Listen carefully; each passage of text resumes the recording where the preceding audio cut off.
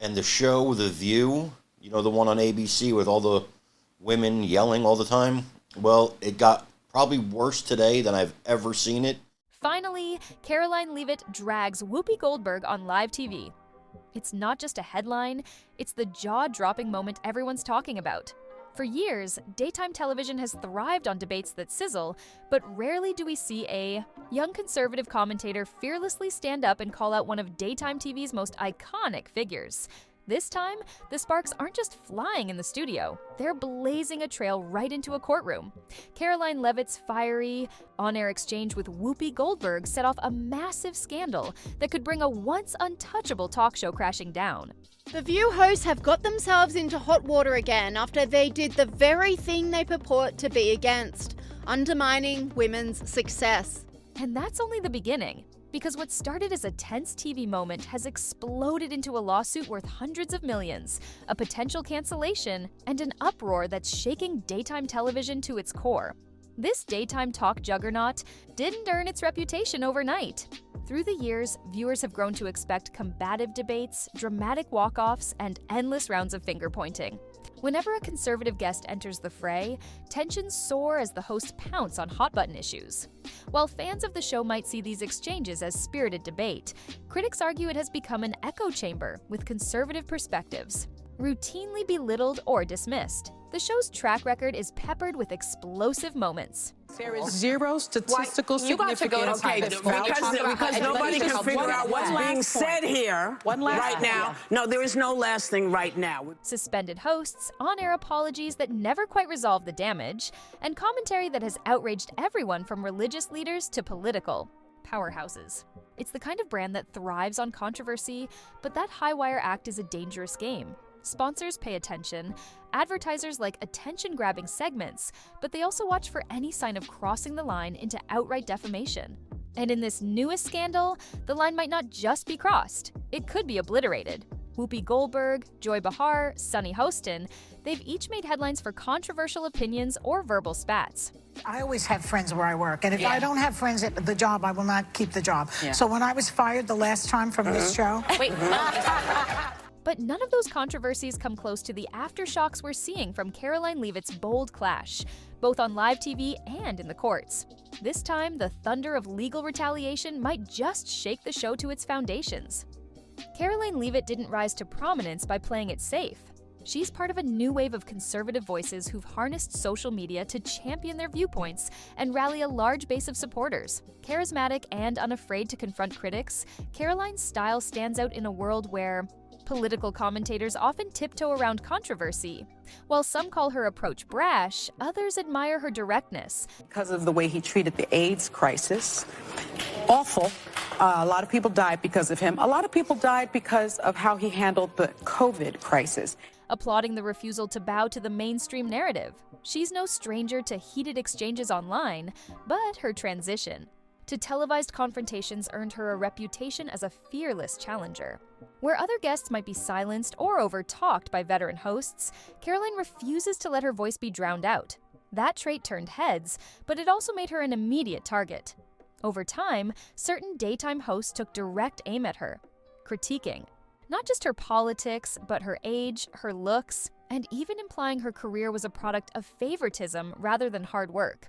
Now to the cackling witch herself, Joy Behar from The View, whose jealousy is something to behold. I think she's probably been put in there because, according to Donald Trump, she's a 10. In an environment where it's easy for a newcomer to get overshadowed by big personalities, Karoline found her way to the spotlight. But what happened next was beyond anyone's expectations, culminating in an on-air confrontation with Whoopi Goldberg that led to whispered apologies, back-channel negotiations, and eventually a staggering lawsuit that has the TV world on edge. You might wonder, how did an appearance with Whoopi Goldberg turn into legal dynamite? During a heated segment, the conversation took a sharp turn, one where Whoopi and her co-hosts allegedly questioned Karoline's qualifications, insinuating she owed her role to superficial factors rather than merit. Then came the more pointed remarks that Karoline argues crossed the line into defamation. I'll relive it. Themselves. Turn on the television, girl. Where are you going? Where are you going? I'm leaving y'all. painting her as someone propped up by certain political figures simply for her looks, or as a beneficiary of so-called privilege that overshadowed her capabilities. The immediate aftermath on social media was explosive.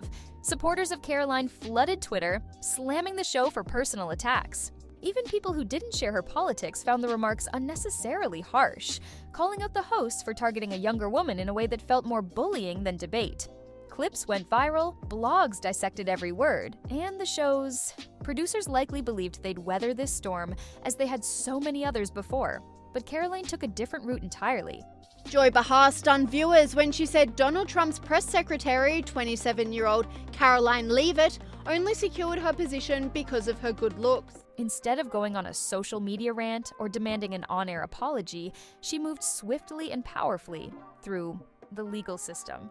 What began as a tense TV segment suddenly morphed into an $800 million lawsuit that threatened to drag the show's biggest stars into courtrooms, depositions, and mountains of bad press. News of Karoline's colossal lawsuit spread like wildfire. People were in disbelief. Lawsuits against talk shows aren't rare. But $800 million, that's the kind of figure that garners global headlines. The sheer scale implied that Karoline and her legal team meant business, signaling they believed the show had systematically aimed to destroy her reputation and career prospects. Money for the tickets, they came to see her. So if she's singing, at least a little respect so that knowledge you can see her, she can see you too. Court filings suggest this is far from a personal vendetta. Karoline's attorneys allege a repeated pattern of smearing conservative women. They present detailed examples of the show's history, citing derogatory language, biased commentary, and incidents where statements veered away from opinion into character assassination. According to them, each instance builds on the last, revealing a talk show culture less about discussing and more about dismantling conservative guests. For the network, it was a crisis of the highest order. It's not her first job. It was her first press briefing. She worked in the previous Trump administration. The comment was bizarre, especially coming from Joy Behar. If the suit made it to open court, every piece of internal communication about the segment could be exposed, not to mention prior discussions about how the hosts might handle conservative guests. Worse yet, if a judge found in Karoline's favor, and the network were forced to pay substantial damages, it could set a precedent that many talk shows fear. That while spirited debate is fair game, unsubstantiated personal attacks can prove legally catastrophic. Suddenly, the game changed, and the show's hosts weren't the only ones feeling the heat. Executives and sponsors and industry insiders realized this might not blow over with a quick apology. Behind the scenes, ABC executives reportedly panicked. The show had weathered controversies in the past, but nothing on this scale. Advertisers began hinting they might reconsider placing ads if the negative PR spiraled further. After all, it's one thing for a show to be edgy or opinionated, but quite another for it to be embroiled in a high-stakes defamation case. Brands typically prefer to steer clear of heated legal dramas. You might think the show's hosts would close ranks and maintain a confident public front. Instead, rumors suggest several hosts reached out privately to Karoline, hoping to settle matters quietly. Whether these were heartfelt attempts at reconciliation or purely strategic moves to avoid a trial, one thing was clear. The show was in deep trouble. The days of casually dismissing critics were over. In corporate offices, executives scrambled to find a path forward. Could they float a massive settlement to avoid more damaging headlines? Should they issue a retraction or on-air apology that might undercut the show's fiery brand? Panic set in as each option carried significant downsides. Settlement meant acknowledging fault, never a good look, especially if it led to speculation about the sum paid. Apologies might momentarily satisfy critics, but would also draw attention to the accusation's seriousness. And all of this was unfolding at lightning speed, with Karoline commanding public sympathy. She positioned herself not as an enraged individual, but as a representative of any conservative woman who's ever felt steamrolled by mainstream media. Who is as woke as they come and positions herself as a champion of feminism. This online commentator said, disgusting Joy Behar of The View. It was a narrative that resonated with a wide audience, complicating ABC's efforts to shape the public perception of the lawsuit. The next twist was one few insiders dared speak aloud. Could the show actually be canceled? Despite its long-run, stable ratings and brand recognition, the swirling combination of sponsor jitters, legal peril, and negative PR created a perfect storm.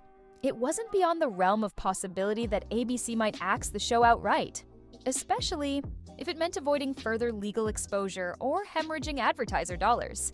Social media lit up with speculation. Some fans of the show rallied to defend it, hoping it would weather this latest upheaval.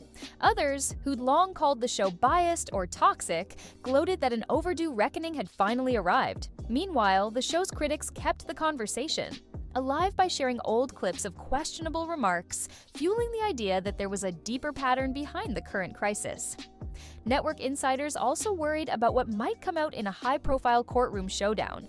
Lawsuits of this nature involve discovery, a process where both sides can demand documents, emails, and other internal records. If the show's private communications revealed an intentional or coordinated campaign to undermine conservative guests, that could be a death blow in the court of public opinion.